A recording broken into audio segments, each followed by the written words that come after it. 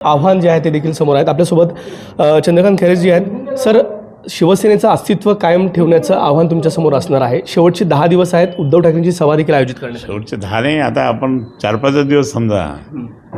इतकी धावपळ झाली विचार नका. आज माझा मीनाताई ठाकरेंचा जन्मदिवस आहे, ममता दिन आहे आज.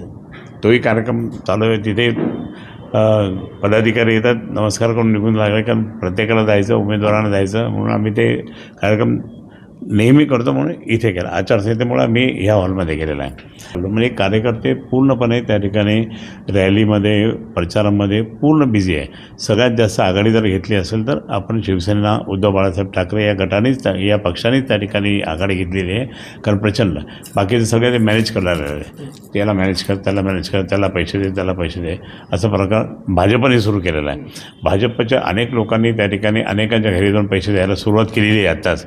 म्हणजे मी तर या ठिकाणी मला समोर कोणी भेटलं तर मी त्याला तिकडे बदलून काढीन, कोणी असेल तर. तुम्ही पैसे देऊन त्या ठिकाणी मतं घेता.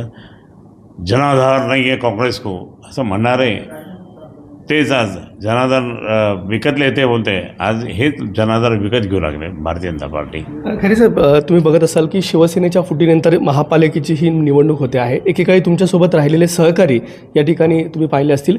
हिंदुत्ववादी विरोधी तुम्ही वागताय, त्याच्यामुळे तुमच्या विरोधात रान पेटवा असे निर्देश जे आहेत त्यांनी कार्यकर्ते. नाही, ते हे काय, हे पाहिलं का? हे जरा पहा बाबा. आम्ही हिंदुत्व विरोध असं हे रुद्राक्ष माळा हे नसतात, हे गंध बिंद नसते. हे कुठे गंध लावतात? भाजपवाल्यांच्या हातात कोणाच्या दाखवून द्या होत्या, हे दाखवून द्या भाजपवाल्यांच्या हातात. ते असं म्हणायला हिंदुत्व तुम्ही संपवलं. आज मुद्दाम त्या ठिकाणी जातीवातीमध्ये भांडणं करून ज्यावेळेस सत्ताधारी तुम्ही असाल, मी जर सत्ताधारी असेल तर मला सर्व समाज एकत्र पाहिजे, सर्व समाज. कारण मी जर सत्ताधारी आहे तर मग माझं काम आहे, हे कर्तव्य असतं आपलं राज्यकर्त्यांचं. पण तिथे त्याने करायला ते मुद्दाम त्या ठिकाणी हटकून भांडणं, दंगली घडवणे, त्याच्यामुळे मग भाजप कसा पुढे येईल हे सगळं प्रकार त्यांचं चाललेलं आहे. काल भाजपचे मंत्री चंद्रशेखर बावनकुळे संभाजीनगर दौऱ्यावरती होते आणि याच दरम्यान त्यांनी उद्धव ठाकरेंवरती निशाणा साधलेला आहे. राजकारण करत असताना त्यांना कुठलाही अभ्यास नाही असं त्यांनी. उद्धव ठाकरे साहेब हे ज्यावेळेस सरकार आलं होतं, शिवशाही सरकार, आणि त्याच्या आधीपासून हे राजकारणात आहे. उद्धव साहेबांच्या बरोबर त्या ठिकाणी आदरणीय प्रमोद महाजन साहेब, मुंडे साहेब, आदरणीय अटलजी, अडवाणीजी, जेटलीजी हे त्यांच्यासोबत चर्चा पण करायच्या. आणि हे सगळं करत असताना बावनकुळे त्यावेळेस कुठेतरी इलेक्ट्रिकल कॉन्ट्रॅक्टर होते MSEBचे. विचारा त्यांना तुम्ही इलेक्ट्रिकल कॉन्ट्रॅक्टर होते का नाही. गडकरींनी आणलं, नंतर गडकरींनी त्यांनी सोडून दिलं आणि आता देवेंद्रने पकडलं. असे म्हणजे नेते बदलू माणूस येतो. गडकरींनी मोठं केलं आणि गडकरींना सोडून दिलं ना, आता देवाभाऊनं पकडला.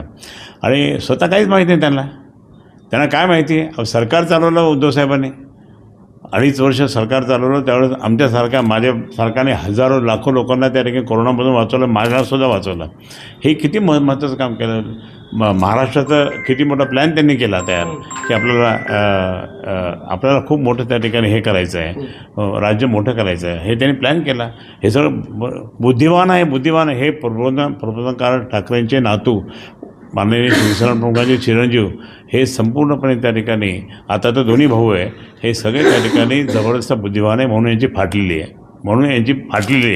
म्हणून हे काही जरी करायला लागले तरी खोटं बोलून पण रिटर्न बोलून असं त्यांचं काम चालू आहे. एक शेवटचा प्रश्न आहे. शिवसेनेचं अस्तित्व टिकवणारी ही निवडणूक आहे. काय वाटतंय संभाजीनगरमध्ये शिवसेनेचं अस्तित्व कसं टिकवणार? शिवसेना प्रमुख माननीय बाळासाहेब ठाकरे यांना छत्रपती संभाजीनगर शहर हे प्रचंड आवडतं. संभाजीनगर हे नाव माननीय बाळासाहेबांनीच 8 मे 1988ला जाहीर सभेत सांगितलं, या शहराचं नाव संभाजीनगर. आणि त्यांनीच ही महापालिका मुंबई ठाण्यानंतर आणली आणि त्याच्यानंतर मग लोकांना विश्वास बसला. आम्ही या शहरामध्ये त्या ठिकाणी म्हणजे शिवसेना प्रमुखांच्या आशीर्वादाने जबरदस्तपणे शांतता निर्माण केली. डेव्हलपमेंट झालं, प्रचंड डेव्हलपमेंट झालं. शहर वाढलं गेलं आणि जिथं जर शांतता असेल तर शहर वाढतं. हे माननीय उद्धवसाहेब आता करतायत. माननीय उद्धवसाहेबसुद्धा आता तेच करतायत. आणि म्हणून त्या ठिकाणी हा बालेकिल्ला शिवसेना पक्षप्रमुख माननीय उद्धवजी ठाकरे शिवसेना प्रमुखांच्या आशीर्वादाने टिकवणार आहे.